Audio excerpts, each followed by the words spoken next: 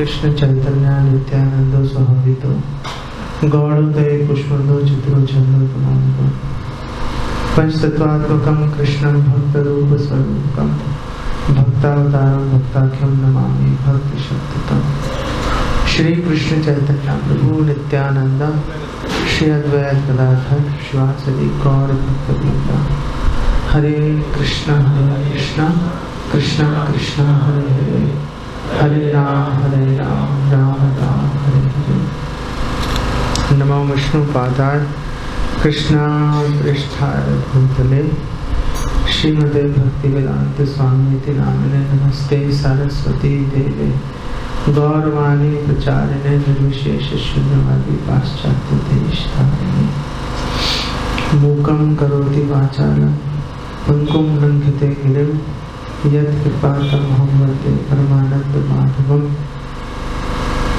वैराग्य विद्या निज भक्ति योगं शिक्षार्थमेकः पुरुषः पुराणः श्री कृष्ण चैतन्य शरीरधारी कृपांबुधे यस्तम अहम प्रपत्ति।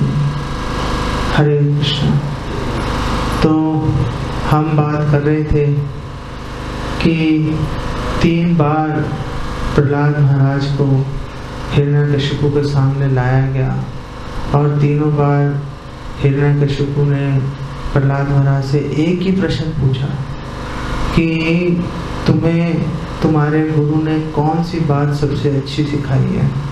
और प्रहलाद महाराज ने तीनों दफा उनको अपने भौतिक गुरु क्षण और अमर का स्मरण नहीं करके अपने आध्यात्मिक गुरु नारद जी का स्मरण करके उन्होंने तीनों दफा अलग अलग उत्तर दिए और भगवान की शुद्ध भक्ति को स्थापित किया। तो यहाँ पर हम बात कर रहे हैं जब तीसरी बार हिरण्यकशिपु ने ये भगवान से प्रहलाद महाराज से सवाल पूछा था, तो प्रहलाद महाराज ने जवाब दिया था मतिर्न कृष्ण परतः स्वतो वा मितो अभिपत्ये ग्रहवदानाम अदांत भूवे विश्रांत भस्म पुनः पुनः शरीर चरणानाम। कि जो घर में आसक्त लोग हैं वो बार बार उस चीज को चबाकर उसमें से रस प्राप्त करने की कोशिश कर रहे हैं जो पहले भी करोड़ों लोगों ने चबा लिए है और उनको भी उसमें से कोई रस नहीं मिला। हमारे आचार्य उदाहरण देते हैं कि गन्ना और बांस दोनों देखने में एक जैसे दिखते हैं लेकिन बांस में रस नहीं होता, रस तो केवल गन्ने में होता है। अगर कोई बांस को चबाकर उसमें से रस प्राप्त करने की कोशिश करेगा, श्रम एवं केवल, उसके हाथ लगेगा तो केवल श्रम लगेगा, उसके हाथ रस नहीं लगेगा। तो प्रहलाद महाराज ने आगे उनको बताया अपने पिता को, न ते विदु स्वार्थ गतिम हे विष्णु दुराशयाये भैरथ मानना अंधा यथा उपनियमाना स्ते पीश तंत्राम उनुदाम ने बद्धा। कि जो ते कौन है यहाँ पर, ते न ते उनको, किनको, ग्रह व्रताना जो घर में आसक्त लोग हैं। तो प्रहलाद महाराज पिछले श्लोक को आगे उन्हीं लोगों की आगे बात कर रहे हैं और प्रहलाद महाराज कह रहे हैं कि जो घर में आसक्त लोग हैं उनको पता ही नहीं है कि वास्तव में उनका स्वार्थ क्या है। वास्तव में उनका स्वार्थ भगवान विष्णु की भक्ति करने में है। हमारे शास्त्रों में लिखा है कि भक्त जो हैं वो निस्वार्थ होते हैं। वास्तव में भक्त सबसे ज़्यादा चतुर और सबसे ज़्यादा स्वार्थी होते हैं। भक्तों को पता है कि उनका परम कल्याण किसमें है, उनका सबसे अधिक लाभ किसमें है। तो वह ऐसे साधन का चुनाव करते हैं जिससे उन्हें अनायास परम लाभ की प्राप्ति हो जाती है। और हमारे शास्त्रों में बताया है कि जिसको भगवत प्रेम, कृष्ण प्रेम जिसको प्राप्त हो जाता है उसके सामने मोक्ष भी घृणित वस्तु के समान दिखती है। इस भौतिक जगत के भोगों का तो कहना ही क्या। जो भगवत प्रेम का स्वाद चख लेता है वो इन भौतिक आसक्तियों से बिल्कुल भी आकर्षित नहीं होता। वो सदैव भगवान के चरण कमल रूपी शहद का पान करता रहता है। तो प्रहलाद महाराज ने बोला कि लोगों को पता ही नहीं है, जो घर में आ सकते हैं उनको पता ही नहीं है कि कैसे विष्णु की भक्ति करना, विष्णु की, भगवान विष्णु की शरण लेना ही उनके लिए परम स्वार्थ है, परम कल्याण का मार्ग है। दुराशया, दो तरह के लोग इस संसार में होते हैं, एक महाशया और एक दुराशया। महाशय वो जिनका आशय, जिनका मंतव्य, जिनका लक्ष्य महान होता है, जैसे श्रील प्रभुपाद, इनका आशय महान है। श्रील प्रभुपाद का लक्ष्य ये था कि चैतन्य महाप्रभु की जो वाणी है कि गली गली नगर नगर भगवान के दिव्य नामों का कीर्तन हो, उसको सत्य करना है हमने। और श्रील प्रभुपाद ने अपना पूरा जीवन इसमें झोंक दिया। और इस कार्य में ऐसा नहीं है कि बहुत सुगम कार्य था। श्रील प्रभुपाद को अनेक समस्याओं का सामना करना पड़ा। श्रील प्रभुपाद को हार्ट अटैक्स हुए, उनको लकवा मार गया शरीर को, चल नहीं पा रहे थे, लेकिन फिर भी कई बार पूरी पृथ्वी का उन्होंने भ्रमण किया भगवान की वाणी को सच करने के लिए। तो ये होते हैं महाशय। महाशय वो हैं जो भगवान की वाणी को सत्य करने के लिए अपनी जान जोखिम में डाल देते हैं, उनको महाशय बोलते हैं। और उसके विपरीत लोग होते हैं दुराशया। दुराशया मतलब जिनका मंतव्य बुरा है, खराब है जिनका मंतव्य। जो लोग अनर्थ को अर्थ समझकर उसके पीछे दौड़ते रहते हैं। अनर्थ है, दुखों का कारण है। भगवत गीता में भी बताया गया है, यही संस्पर्शजा योगा दुख योने आएगी, कि दुख का कारण क्या है।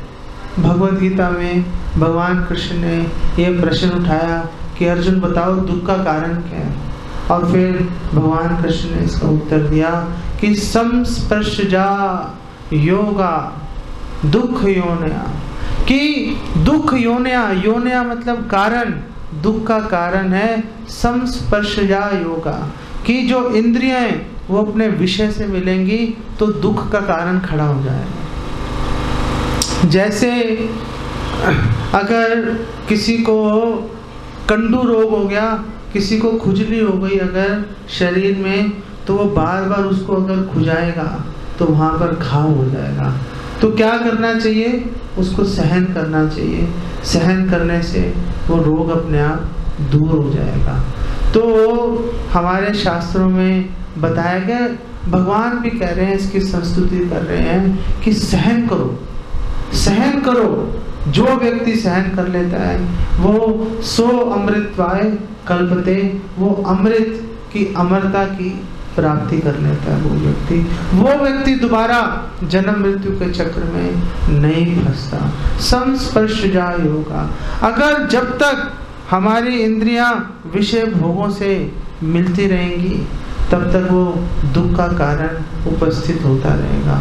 तो कई बार लोग ये तर्क प्रस्तुत करते हैं कि देखिए इंद्र तृप्ति करने से मन शांत हो जाता है। तो हमारे आचार्य इसका उदाहरण देते हैं कि अगर आप लोगों ने कभी यज्ञ किया हो और यज्ञ कुंड में जब अग्नि जल रही होती है, उसमें अगर आप घी डालो तो एक बार वो अग्नि थोड़ी सी शांत हो जाती है और अगले क्षण एकदम से भड़क उठती है, क्योंकि आग को कभी घी से बुझाया नहीं जा सकता। अगर आग को बुझाना है तो अगर आप पानी नहीं डाल सकते तो कम से कम उसमें ईंधन डालना बंद कर दो।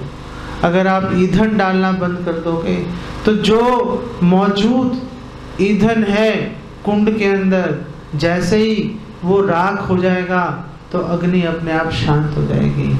लेकिन अगर हम ईंधन डाल के ये सोचते रहे कि इससे शायद आग बुझ जाएगी, तो उससे ना आग कभी बुझी है, ना ही आगे कभी बुझेगी। होता क्या है? होता यह है कि इंद्रिय तृप्ति करते करते हमारी इंद्रियां आयु के साथ शिथिल हो जाती हैं। लेकिन क्योंकि हमने वैराग्य विद्या का पालन नहीं किया था, क्योंकि हमने अपने मन को वश में करने का प्रयास नहीं किया था, हमारा मन वृद्ध अवस्था में और ज़्यादा उग्र हो जाता है। और क्या होता है कि इस उग्र अवस्था में जब मन में भोग की इच्छा होती है लेकिन इंद्रियां साथ नहीं देती, तो मन के अंदर हताशा और क्रोध उत्पन्न हो जाता है और लोग पूरा जीवन, कम से कम बुढ़ापा जो है उनका बहुत परेशानी में निकलता है। तो इसीलिए चैतन्य महाप्रभु यहाँ पर प्रकट हुए, वैराग्य विद्या, निज भक्ति योगा। चैतन्य महाप्रभु यहाँ प्रकट हुए थे वैराग्य विद्या को दिखाने के लिए और अपनी भक्ति का प्रचार करने के लिए। तो अगर हमने सुख का अनुभव करना है तो हमें भगवान कृष्ण की बात माननी होगी। और भगवान कृष्ण भगवत गीता में एक प्रश्न पूछते हैं हम सबसे, अर्जुन के माध्यम से। भगवान कृष्ण पूछते हैं अशांतस्य कुतो सुखम।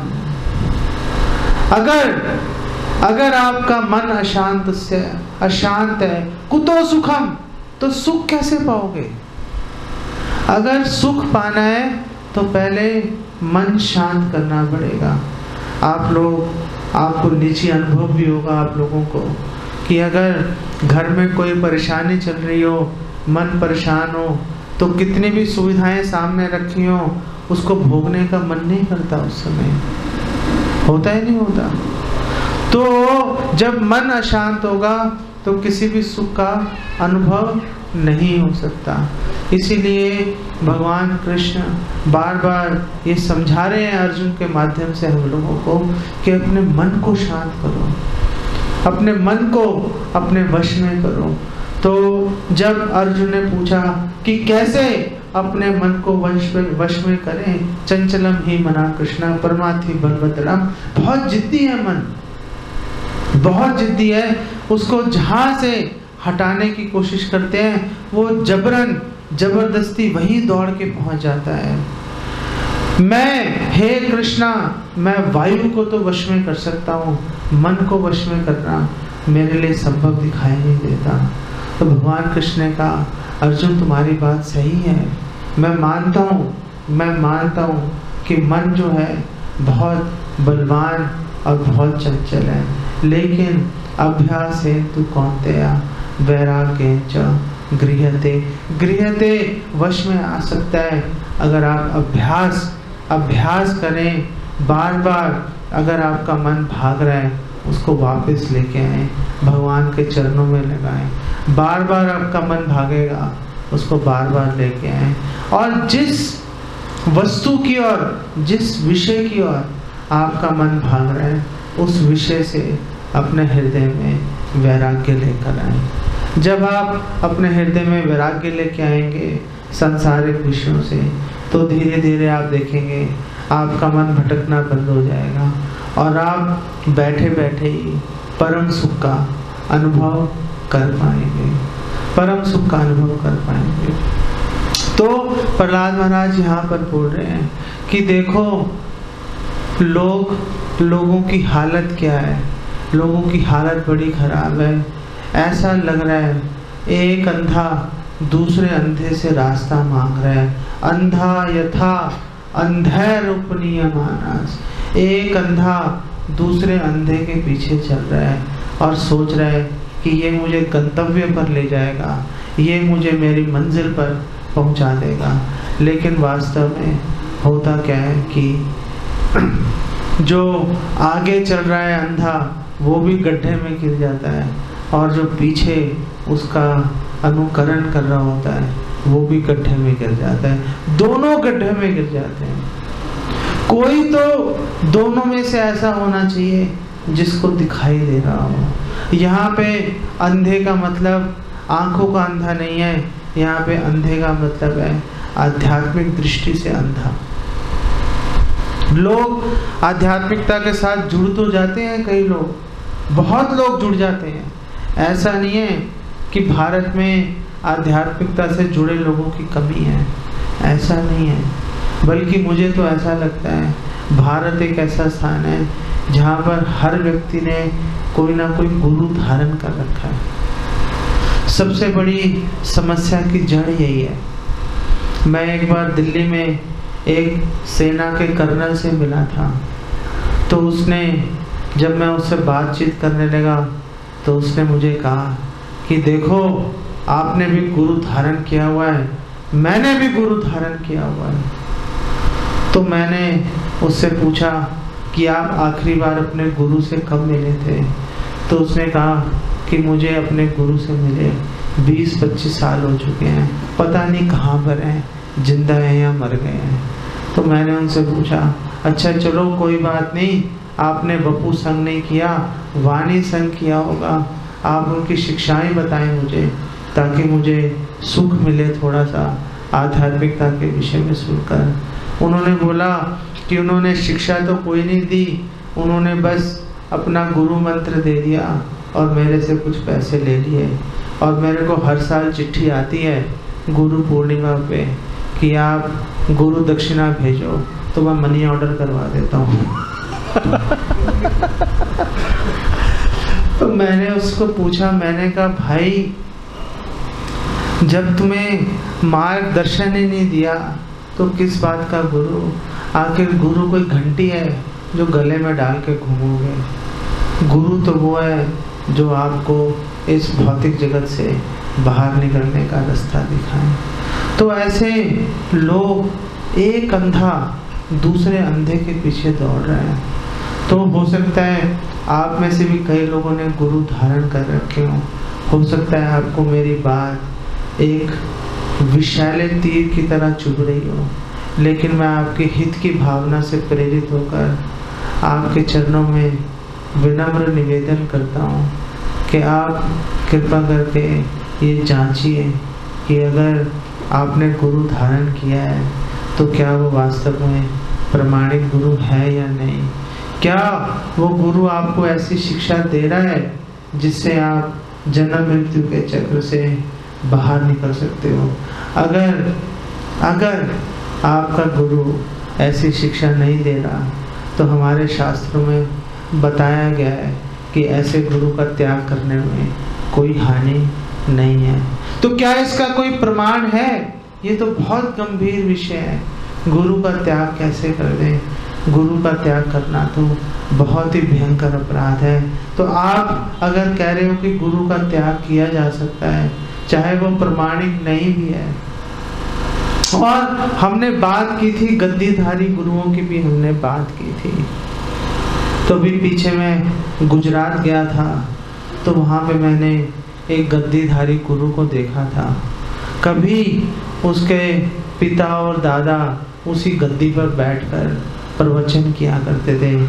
आज वो हर संडे गुजरात में एक स्थान है, एक मंदिर में जाकर सफ़ेद कपड़े डालकर आ जाता है और वहाँ बैठ जाता है अपने पैर बाहर निकाल के, और लोग आते हैं उसके पैरों को चूमते हैं और पैसे रख के चले जाते हैं। भला ऐसे पैर चुमवाने वाले गुरु से क्या फ़ायदा मिलने वाला है किसी को? शास्त्रों में लिखा है महीयसाम पाद रजोभिषेकम, कि जब तक आप अपने सिर पर महात्माओं की, महान आत्माओं की रज अपने सिर पर धारण नहीं करोगे, आपका कल्याण नहीं होगा। लेकिन यहाँ पर रज का मतलब चरण रज तो है ही, लेकिन यहाँ पर जो वास्तविक अर्थ है रज का, वो है शिक्षाएं जो उनके मुख से निसृत वचन है। अगर गुरु ने कोई शिक्षा नहीं दी तो क्या लाभ है उसको गुरु बनाने का? फिर तो घर में बैठो और एक आंख वाले गुरु का संग करो वो ज़्यादा अच्छा है। आप बोलो कि एक आँख वाला गुरु कहाँ पर है, हमें बताओ, हम भी उसको देखते हैं। तो आप सबके घरों में वो काना गुरु एक आँख वाला है और उसको टेलीविज़न कहते हैं। सब लोग सुबह शाम उस काने गुरु का संग कर रहे हैं और जो वो सड़ी गली विचार आप पे थोपता है, आप उसको सहर्ष स्वीकार कर लेते हो और फिर आप सोचते हो कि हम तो बहुत बुद्धिमान हैं। अमेरिका में एक बीमारी है अमेरिका में, उसको बोलते हैं काउच पोटैटो। इसका मतलब है कि कई अमेरिका में ऐसे लोग हैं कोई काम ही नहीं करते। काउच का मतलब होता है सोफा। उस सोफे पे सुबह उठ के सोफे पे बैठ जाते हैं और अपने सामने आलू के चिप्स रख लेते हैं और टीवी देखते रहते हैं और आलू के चिप्स खाते रहते हैं और जैसे आलू है वैसे ही उनका शरीर बन जाता है।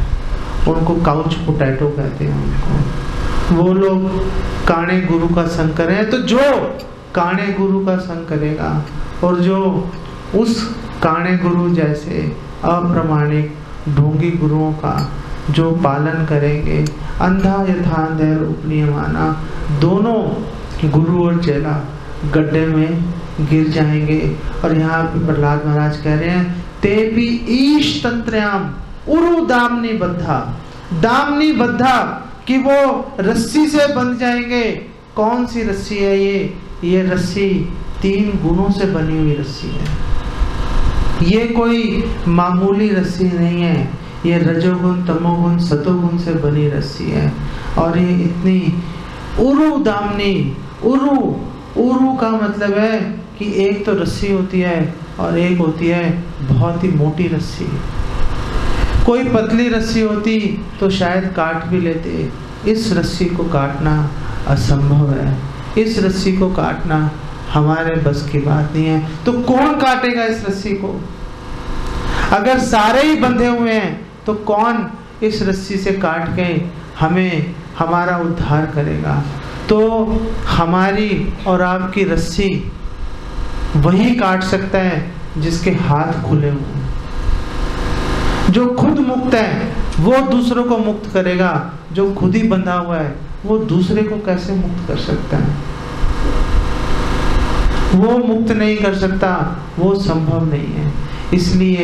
इसलिए हमें ऐसे गुरु की शरण लेनी चाहिए जो इस उरु दामनी, इस प्रकृति के 3 गुणों से ये जो बनी हुई इतनी मोटी भयंकर रस्सी है। भगवान कृष्ण में भगवत गीता में कह रहे हैं देवी ही ऐसा गुणमयी मम माया दुरत्या। देखो अर्जुन, मेरी माया जो ये 3 गुणों से बनी हुई है ये बहुत ही भयंकर है। इस पे पार पाना लगभग असंभव है इस पे पार पाना। तो अर्जुन के मन में क्षोभ हो गया, अर्जुन के मन में तनाव आ गया। अर्जुन ने कहा कि अगर दुरत्या कृष्ण आप भी कह रहे हो कि इस पे पार पाना संभव है तो फिर हमारा क्या होगा? तो फिर भगवान कृष्ण ने कहा माँ में ये प्रपद्यन्ते, जो मेरी शरण लेता है मायाम एताम तरन्ति ते, वो अनायास बहुत ही सहज तरीके से, बहुत ही सरलता से इस माया को पार कर लेता है। तो इसका उदाहरण श्रील प्रभुपाद देते थे। कई बार श्रील प्रभुपाद ने इसका उदाहरण दिया। श्रील प्रभुपाद ने बोला कि मान लो आप किसी अमीर व्यक्ति के घर में गए और उसके घर की रक्षा एक बहुत ही खूंखार भयंकर कुत्ता कर रहा है और वो कुत्ता आपको उस घर में घुसने नहीं दे रहा। तो आप उस कुत्ते से लड़कर उस पर विजय प्राप्त करने की अपेक्षा अगर घर के मालिक को बुलाओ तो वो तुरंत आकर उस कुत्ते को हटा देगा और आप आसानी से प्रवेश कर जाओगे। तो ये जो माया है ये भगवान की दासी है। अगर आप भगवान से गुहार लगाओगे, भगवान को पुकारोगे, भगवान की शरण लोगे, तो भगवान माया को बोल देंगे जाओ, जाकर दूर खड़े हो जाओ और मेरे इस भक्त को परेशान मत करो, माया चली जाएगी दूर, आप आसानी से भगवान के धाम में प्रवेश कर सकोगे। ये तरीका है। तो अब आप ये प्रश्न पूछ सकते हो कि हम भगवान को कैसे पुकार सकते हैं, हम भगवान की कैसे शरण ले सकते हैं। तो प्रहलाद महाराज भी कह रहे हैं हम भगवान की शरण ले सकते हैं भगवान के शुद्ध भक्तों की शरण लेने के माध्यम से। इसीलिए आध्यात्मिक जीवन की शुरुआत का पहला कदम है गुरु पाद आश्रय, कि आप एक प्रामाणिक गुरु की शरण ग्रहण करें।